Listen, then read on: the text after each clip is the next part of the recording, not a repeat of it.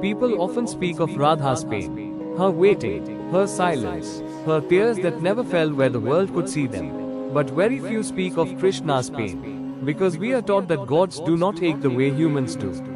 That destiny protects them, that duty makes them strong, that love does not wound the divine. But what if the deepest pain is not losing love? What if it is leaving love behind knowingly?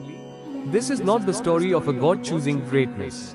This is the story of a boy choosing sacrifice, a lover choosing separation, a heart breaking quietly so the world could be saved. This is the part of the Radha Krishna story that is rarely told. Not because it is unimportant, but because it hurts too much to sit with. And if you have ever walked away from someone you loved, not because you stopped loving them, but because life demanded it, this story will feel uncomfortably familiar. Because Krishna did not leave Vrindavan with joy. He left with Radha still breathing inside him. The morning Krishna left, Vrindavan did not wake up the same way. The sky was pale, as though the sun itself hesitated to rise. The Yamuna flowed slower, heavy with unspoken grief. The cows stood unusually quiet. The peacocks did not dance. Even nature seemed to know something sacred was about to be torn apart. Krishna stood at the edge of the village, his flute pressed tightly against his chest, as if it were the only thing keeping his heart from breaking open. This flute had once carried laughter across the forests.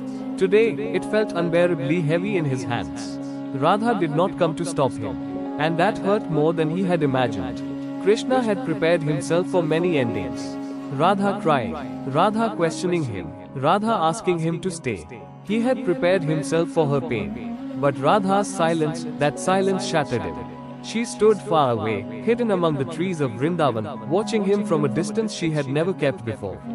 Her eyes followed every movement, every breath he struggled to steady. She did not call his name. She did not wave. She did not ask why. Radha already knew why. Krishna was not leaving because he wanted to. He was leaving because the world needed him more than Vrindavan did. Mathura needed justice. The weak needed protection. Dharma needed a warrior, not a cowherd boy with butter on his lips. And Radha loved him too deeply to ask him to choose her over his destiny. Krishna felt the unbearable weight of being divine. People think gods feel less pain because they are gods. The truth is, they feel more, because they understand exactly what they are about to lose. Each step toward the chariot pulled something out of him. His childhood, his laughter, his nights by the Yamuna, his home, and Radha. Memories rushed into him all at once, the sound of her anklets as she ran toward him, the way she scolded him for stealing butter and then smiled when she thought he wasn't looking, the quiet moments where words were unnecessary because love spoke for them. For one fragile moment, Krishna thought, what if I stay?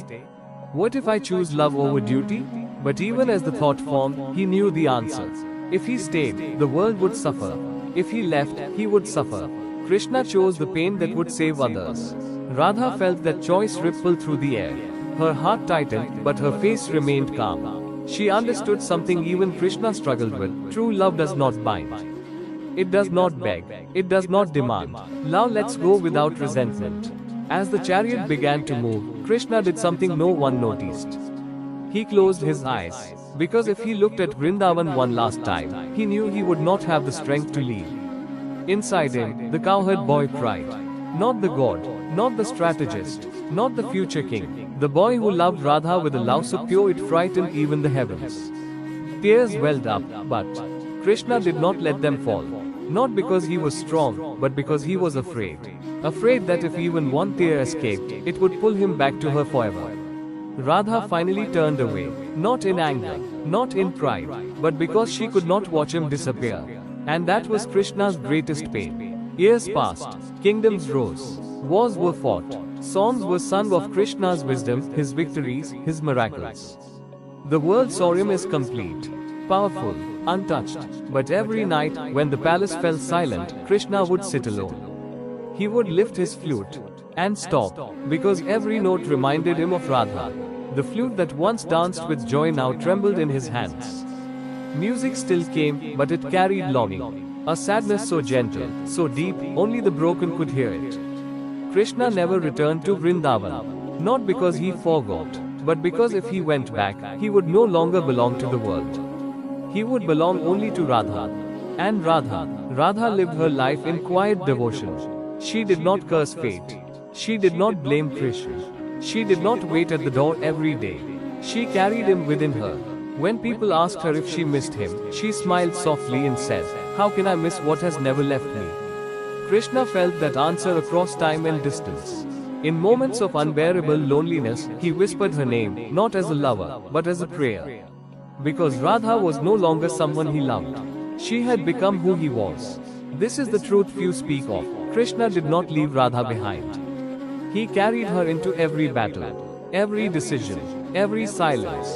And Radha did not lose Krishna. She became the place where he always returned. Some loves are not meant to be lived in presence. They are meant to be lived in separation, so complete that distance cannot touch them. If your heart has ever loved someone you could not keep, if you have ever let go without bitterness, if you have ever chosen duty while your soul stayed behind, you understand Krishna's pain and Radha's love, and perhaps that is why their story still makes us cry. Because somewhere inside us, we are still standing in Vrindavan, watching the chariot disappear, loving without asking anything back.